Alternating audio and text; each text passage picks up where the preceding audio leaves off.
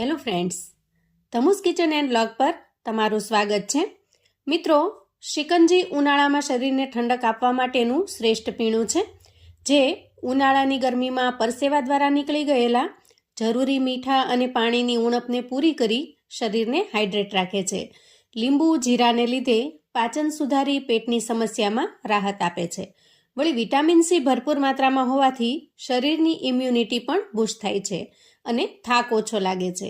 આ ઉપરાંત એવા ઘણા જ ફાયદાઓ છે જે આગળ હું તમને વિડીયોમાં જણાવીશ. તો ચાલો રીત પણ જોઈ લઈએ. તો સૌથી પહેલા આપણે અહીંયા ઠંડુ પાણી લઈશું. હું આજે 4 ગ્લાસ જેટલી શિકંજી બનાવી રહી છું, એટલે આપણે અહીંયા 4 ગ્લાસ જેટલું પાણી લેવાનું છે. અત્યારે આપણે જે પાણી લઈએ છીએ એકદમ ચીલ્ડ ઠંડુ પાણી લેવાનું છે, કેમ કે ગરમ પાણી લઈશું તો શિકંજીને ઠંડુ કરવા માટે વધારે પડતા બરફની જરૂર પડશે અને જેના લીધે શિકંજીનો ટેસ્ટ મોળો પડી જશે. જેથી જ્યારે પણ આપણે શરબત બનાવવું હોય અથવા તો શિકંજી બનાવવી હોય તો એના માટે જેટલા ગ્લાસ આપણે શરબત કે શિકંજી બનાવવી હોય એટલા જ ગ્લાસ ભરી અને આપણે ઠંડુ પાણી લેવાનું છે. હવે 4 ગ્લાસ પાણીની સામે 4 ગ્લાસ જેટલી મોટી ચમચી ભરીને ખાંડ ઉમેરીશું. અહીંયા માપ પ્રમાણે જોઈએ તો 1 ગ્લાસ સામે 1 ચમચી જેટલી ખાંડ જોઈશે. છતાં પણ બન્યા પછી આપણે એને એક વખત ચેક કરીશું અને જે કાંઈ ઉમેરવાનું જણાય એ આપણે ઉમેરી લઈશું. હવે ખાંડને પાણીની અંદર સરસ રીતે મિક્સ કરી લઈએ. અહીંયા પાણીમાં ખાંડ ઉમેર્યા પછી એને ઓગળતા થોડો સમય લાગે છે, તો થોડી વાર માટે આપણે ઢાંકણ ઢાંકી એને સાઈડ પર મૂકી દઈએ અને ત્યાર પછી એક કાચનો બાઉલ લઈશું અને એના અંદર 1 ચમચી જેટલા તકમરિયા ઉમેરીશું.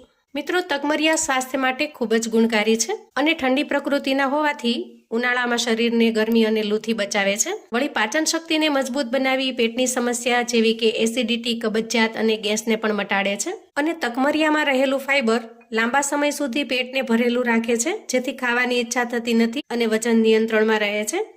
હવે જુઓ, અહીંયા તકમરિયામાં આપણે 5 ગ્લાસ જેટલું પાણી ઉમેર્યું છે, એ પણ એકદમ ઠંડુ ઉમેરવાનું છે અને ત્યાર પછી એને પાણીની અંદર સરસ રીતે મિક્સ કરી લઈશું. આ તકમરિયા એન્ટીઓક્સિડન્ટથી ભરપૂર હોય છે, જેથી ત્વચાને ચમકદાર બનાવે છે, વળી વાળને ખરતા બચાવે છે. કેલ્શિયમ, મેગ્નેશિયમ સારા પ્રમાણમાં હોવાથી હાડકાને પણ મજબૂત બનાવે છે. તો આમ જોઈએ તો ગરમીમાં તકમરિયાના વિપુલ પ્રમાણમાં ફાયદા શરીરને મળી રહે છે. હવે જો અહીંયા તકમરિયાને પલાળ્યા પછી એ 10 જ મિનિટની અંદર ખૂબ સરસ રીતે પલળી જશે અને હું તમારી સાથે વાત કરું છું એ સમય દરમિયાન જ થોડા ફૂલવા લાગ્યા છે. જુઓ, તો જ્યાં સુધીમાં આપણે શિકંજીનું મિશ્રણ બનાવીને તૈયાર કરીશું ને ત્યાં સુધીમાં એ એકદમ સરસ રીતે ફૂલી જશે. તો હવે પલાળીને તૈયાર કરેલા તકમરિયાને આપણે સાઈડ પર મૂકીશું અને તપેલીમાં જે ખાંડને પલળવા માટે મૂકી છે એને થોડી ચલાવી લઈશું. જો અહીંયા ખાંડ છે એ થોડી પલળી ગઈ છે અને થોડી બાકી રહી છે, તો એ ખાંડ થોડી પલળે છે ત્યાં સુધીમાં આપણે મસાલા કરીશું. મસાલામાં ઉમેરીશું 2 ચમચી જેટલો વરિયાળીનો પાવડર, અડધી ચમચી જેટલો તીખાનો પાવડર એટલે કે મરીનો પાવડર, 1 ચમચી લઈશું શેકેલા જીરાનો પાવડર. અહીંયા વરિયાળીના પાવડરનું પ્રમાણ થોડું વધારે રાખ્યું છે, કેમ કે વરિયાળી પણ શરીરને ખૂબ જ ઠંડક આપે છે અને ઉનાળામાં ગરમી સામે રક્ષણ આપે છે. ત્યાર પછી 5 ચમચી જેટલો સંચળ પાવડર ઉમેરીશું અને થોડું 5 ચમચી કરતાં પણ ઓછું એટલું આપણે અહીંયા મીઠું ઉમેરીશું, કેમ કે સંચળ પાવડર ઉમેર્યો હોવાથી મીઠાનું પ્રમાણ આપણે જાળવીને ઉમેરવાનું. અને હવે આ બધી જ વસ્તુને સરસ રીતે મિક્સ કરી લઈશું. ત્યાર પછી મેં અહીંયા 2 મીડિયમ સાઇઝના લીંબુ લીધા છે, એ લીંબુને આપણે કટ કરી લઈએ. લીંબુ અહીંયા આપણે એકદમ સરસ પાકેલા અને ફ્રેશ હોય એવા લેવાના, જેથી શિકંજીનો ટેસ્ટ એકદમ સરસ એવો બનીને તૈયાર થશે. સુકાઈ ગયેલા વાસી લીંબુ લેવાથી એના સ્વાદમાં કડવાશ આવી જાય છે અને જે કોઈ રેસીપી આપણે શરબત અથવા શિકંજી બનાવતા હોઈએ એમાં થોડું કડવાપણું આવી જાય છે. તો હવે 1 બાય 1 આપણે બંને લીંબુને સરસ રીતે નીચવી લેવાનું છે. હવે જુઓ, આપણે અહીંયા લીંબુ નીચવી લીધું છે. હવે આ બધી જ વસ્તુને સરસ રીતે મિક્સ કરી લઈએ. હવે આ સમયે જુઓ, આપણને મિશ્રણમાં હજી થોડી ખાંડ દેખાય છે, તો એ ખાંડને ઝડપથી ઓગાળવા માટે આપણે થોડી વાર માટે બ્લેન્ડર ચલાવી લઈશું. જુઓ, આ રીતે આમ બ્લેન્ડર ચલાવી લેવાથી અંદરની જે ખાંડ છે એ તો સરસ રીતે મિક્સ થઈ જશે, પણ સાથે સાથે આપણે જે મસાલા ઉમેર્યા છે એ પણ સારી રીતે પાણીમાં ભળી જશે. અહીંયા તમે જોઈ શકો છો મિશ્રણનો કલર એકદમ સરસ ચેન્જ થઈ ગયો છે. બજારમાં જે શિકંજી આપણને મળે એવો જ સરસ લુક દેખાઈ રહ્યો છે.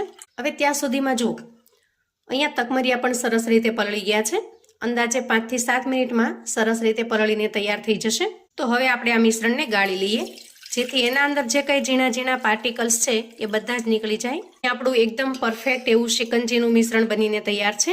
હવે સર્વ કરતા પહેલા આપણે એક વખત ચાખી લઈએ, જેથી એમાં કશો ફેરફાર કરવાનો હોય તો આપણે અત્યારે જ કરી શકીએ. તો અહીંયા ચાખતા જરૂર જણાય છે થોડી ખાંડ ઉમેરવાની. તો હવે આ સમયે આપણે આખી ખાંડ નહીં ઉમેરીએ, પણ દળેલી ખાંડ ઉમેરીશું અથવા તો ખાંડનું બૂરું ઉમેરીશું. અને હવે એ દળેલી ખાંડને સરસ રીતે મિક્સ કરી લઈશું. ફરી એક વખત ચેક કરીશું.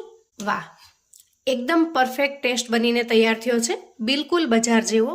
જે રીતે આપણને બજારમાં શિકંજી મળે છે એવો સેમ ટેસ્ટ બનીને તૈયાર થયો છે. તો એકદમ ઠંડી ઠંડી કુલ શિકંજીને સર્વ કરવા માટે આપણે અહીંયા ગ્લાસને તૈયાર કરી લીધા છે. સૌથી પહેલા થોડો બરફ ઉમેરીશું અને ત્યાર પછી દરેક ગ્લાસની અંદર 1 ચમચી જેટલા તકમરિયા ઉમેરીશું. હવે ઉમેરીશું શિકંજી. વાહ, અને ઉપરથી થોડા બરફના ટુકડા ઉમેરી દઈએ. તો અહીં આપણી એકદમ સુપર હેલ્ધી અને બિલકુલ બજાર જેવા ટેસ્ટવાળી શિકંજી બનીને તૈયાર છે. ખરેખર મિત્રો, ઉનાળાની અંદર એક વખત આ રીતે બનાવીને ટ્રાય કરો. બીજા કોઈ પણ ઠંડા પીણા કે ડ્રિંક્સને ભૂલી જશો. એટલી સરસ જોરદાર બને છે. ટેસ્ટમાં તો સરસ બને જ છે, સાથે સાથે આરોગ્ય માટે પણ એટલી જ ફાયદાકારક છે. તમે જો ક્યારે આ રીતે ઘરે શિકંજી બનાવીને ટ્રાય ન કરી હોય તો એક વખત ચોક્કસથી બનાવજો અને મને ફીડબેક શેર કરજો. આવું અવનવું જાણવા માટે અને મને સપોર્ટ કરવા માટે ચેનલ પર જો તમે નવા છો તો પ્લીઝ ચેનલને સબસ્ક્રાઇબ કરજો. વિડીયો ગમે તો લાઈક અને શેર કરજો. તમારા સગા સંબંધી મિત્રોને પણ આપણી આજની એકદમ ઇન્સ્ટન્ટ માત્ર 5 જ મિનિટમાં બની જતી ખૂબ જ હેલ્ધી એવી શિકંજીની રેસિપી ચોક્કસથી મોકલી આપજો, જેથી એ લોકો પણ બનાવીને તૈયાર કરી શકે, એન્જોય કરી શકે અને એના પરિવારને પીરસી શકે. કોમેન્ટમાં મને ચોક્કસથી જણાવજો મિત્રો કે આજની આ શિકંજી બનાવવાની રીત તમને કેવી લાગી છે. ફરી મળીશું એક નવી રેસિપી સાથે. ત્યાં સુધી આવજો મિત્રો.